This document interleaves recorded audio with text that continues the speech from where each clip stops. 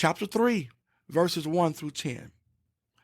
What advantage then had the Jew, or what profit is there of circumcision? Much every way, chiefly, because that unto them were committed the oracles of God. For what if some did not believe? Shall their unbelief make the faith of God without effect? God forbid. Yea, let God be true, but let every man a liar. As it is written, that thou mightest be justified in thy sins, and mightest overcome when thou art judged. But if our unrighteousness commend the righteousness of God, what shall we say?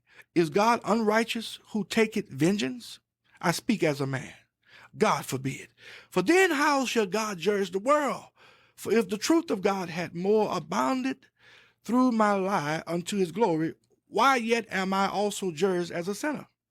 And not rather, as we be slanderously reported, and as some affirm that we say, let us do evil that good may come. Whose damnation is just? What then? Are we better than they? No, in no wise. We have proved, both Jews and Gentiles, that they are all under sin. As it is written, there is none righteous, no, not one. Now, here again, Paul shows that regardless of the Jews' previous status, everyone who is without Christ is a sinner. None of us are righteous without Christ, whether a Jew or a Gentile. All right, let's look at chapter 3, verses 11 through 18.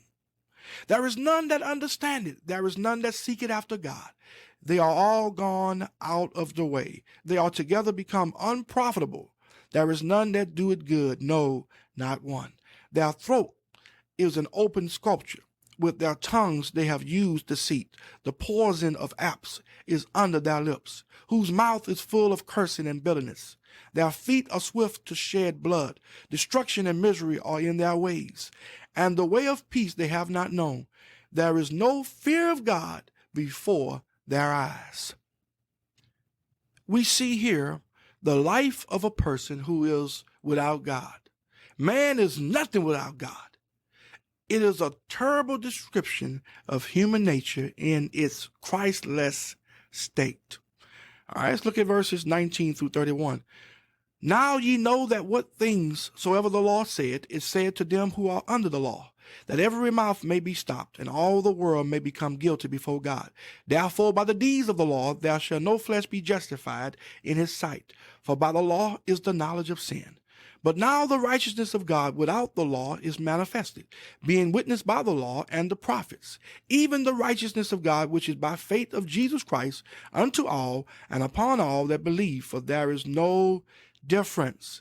For all have sinned and come short of the glory of God, being justified freely by his grace through the redemption that is in Christ Jesus, whom God hath set forth to be a propitiation through faith in his blood, to declare his righteousness for the remission of sins that are past through the forbearance of God.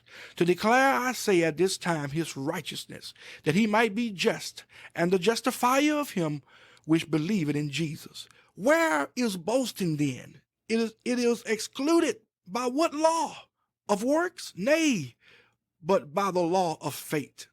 Therefore we conclude that a man is justified by faith without the deeds of the law. Is he the God of the Jews only?